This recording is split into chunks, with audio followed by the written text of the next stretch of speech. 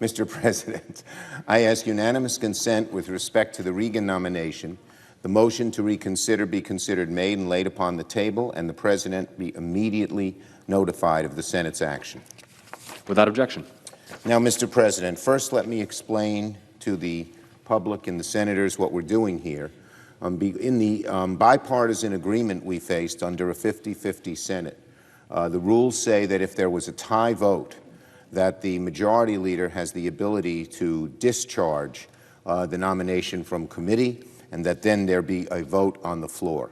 In this case, the nomination of Xavier Becerra, Secretary of Health and Human Services, there was a tie vote in the Finance Committee. And what I will be doing in a moment is invoking that rule so that there can be 4 hours of debate on the motion, equally divided. And we will debate whether Becerra should be approved. Obviously, he only needs approval with 50 or 51 votes if the Vice President comes to break the tie. I would just say a brief word here. It's confounding to me that Mr. Becerra, Xavier Becerra, did not get some votes from the other side of the aisle. He is an eminently qualified member. He was an outstanding member of Congress. He was a very good Attorney General. And he has led the charge to keep people's health care. When he was Attorney General, he was involved in the lawsuits of those who wanted to repeal the ACA. And if that's the reason our Republican colleagues are objecting, because he wants to keep and preserve the Affordable Care Act, which is very popular with the American people and very needed, I'm surprised. It's yesterday's news. I know in 2010 a lot of people came here, repeal ACA, but as the public got to know the ACA, they saw how good it was. And there's not much groundswell out there, except among some at the hard right, to repeal it. So I'm surprised. And then we heard, well, he's not a doctor. I would remind my colleagues that the last nominee for HHS they supported was a drug company executive. Are our Republican friends saying they'd rather have a drug company executive who was not a doctor either than somebody who's been a very careful, smart attorney who has been fighting for people to get better health care? I'm surprised. So I hope that we may get a few of our colleagues to join us tomorrow and vote for Mr. Becerra. I don't think it will serve the country well or the Republicans well to be so adamantly opposed to him. But let me now proceed.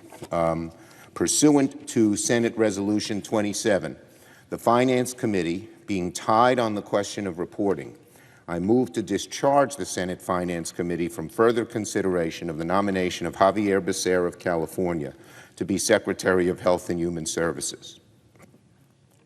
Under the provisions of Senate Resolution 27, there will now be up to 4 hours of debate on the motion, equally divided between the two leaders or their designees, with no motions, points of order, or amendments in order. For the information of all senators, Mr. President, we expect a vote on the motion to discharge to occur at approximately 12 noon on Thursday, March 11, 2021. Now, Mr. President, I ask unanimous consent that the Senate proceed to legislative session and be in a period of morning business with senators permitted to speak therein for up to 10 minutes each. Without objection.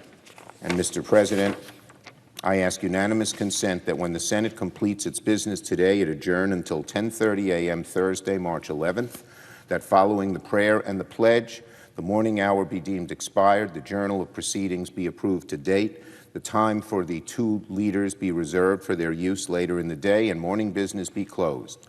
That upon the conclusion of morning business, the Senate proceed to executive session and resume consideration of the motion to discharge the nomination of Xavier Becerra from the Committee on Finance, with the time expiring at 12 noon.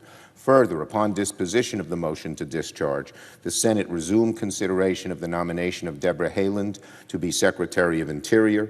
Finally, that the cloture motion on the Haaland nomination ripen at 1:30 p.m.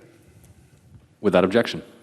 So, for the information of senators, there will be 2 roll call votes during Thursday's session of the Senate at 12 o'clock noon on the motion to discharge the Becerra nomination and at 1:30 p.m. on the motion to invoke cloture on the Haaland nomination.